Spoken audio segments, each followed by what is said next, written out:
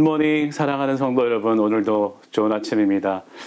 날씨가 여전히 차갑고 또 우리의 여러 가지 상황도 우리를 참 춥게 만들지만 오늘도 말씀을 통해서 우리의 마음이 새롭게 되고 따뜻하게 되고 우리의 일상이 하나님의 나라로 온전히 회복되는 은혜가 있기를 간절히 바라면서 1월 19일 매일 묵상을 시작하겠습니다. 오늘 우리가 함께 나눌 말씀은 누가복음 5장 27절에서 39절까지의 말씀인데 35절까지를 제가 읽겠습니다. 그 후에 예수께서 나가사 레위라 하는 세리가 세관에 앉아있는 것을 보시고 나를 따르라 하시니 그가 모든 것을 버리고 일어나 따르니라. 레위가 예수를 위하여 자기 집에서 큰 잔치를 하니 세리와 다른 사람이 많이 함께 앉아있는지라. 바리새인과 그들의 서기관들이 그 제자들을 비방하여 이르되 너희가 어찌하여 세리와 죄인과 함께 먹고 마시느냐. 예수께서 대답하여 이르시되 건강한 자에게는 의사가 쓸데없고 병든 자에게라야 쓸데있나니 내가 의인을 부르러 온 것이 아니요 죄인을 불러 회개시키러 왔노라. 그들이 예수께 말하되 요한의 제자는 자주 금식하며 기도하고 바리새인의 제자들도 또한 그리하되 당신의 제자들은 먹고 마시나이다. 예수께서 그들에게 이르시되 혼인집 손님들이 신랑과 함께 있을 때에 너희가 그 손님으로 금식하게 할 수 있느냐. 그러나 그날에 이르러 그들이 신랑을 빼앗기리니 그날에는 금식할 것이니라. 아멘.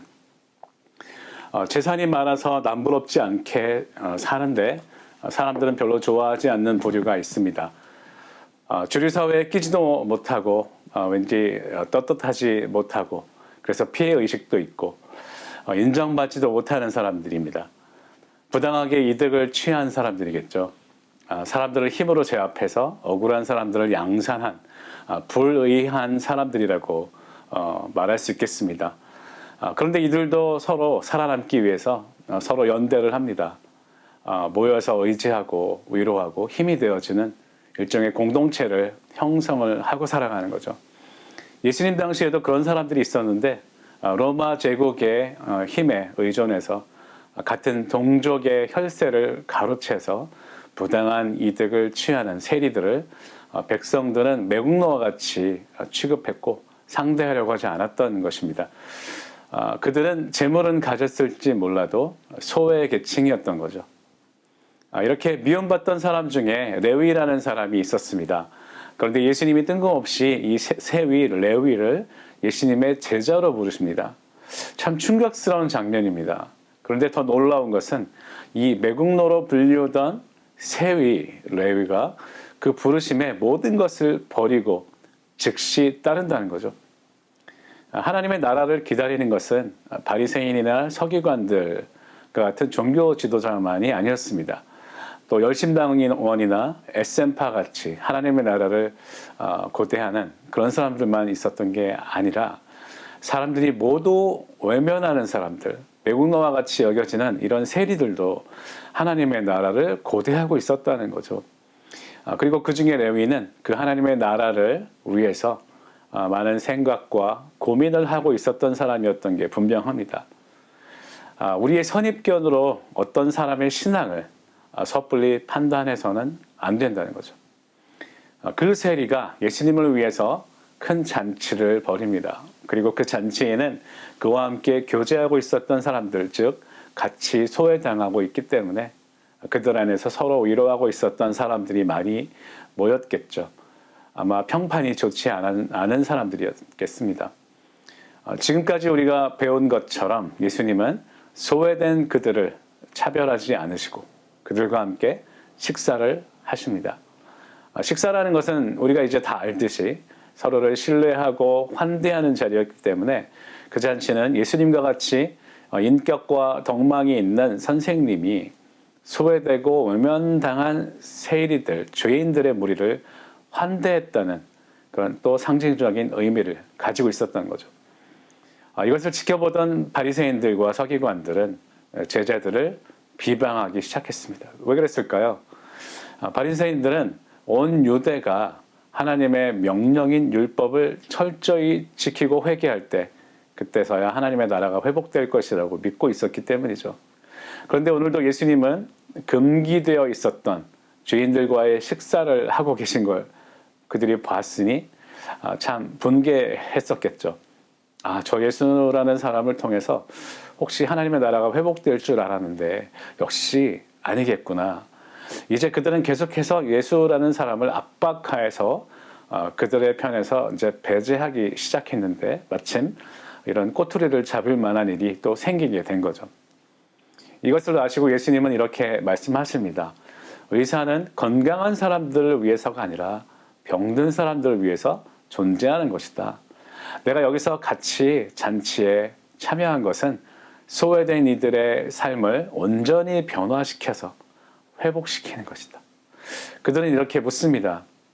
요한의 제자들은 자주 금식하고 기도하고 경건하게 살아가는데 당신과 제자들은 그렇게 영적인 일보다는 허건날 먹고 마시며 흥청망청 살아가는 게 아닙니까? 예수님은 이때 결혼식에 대해서 말씀하십니다.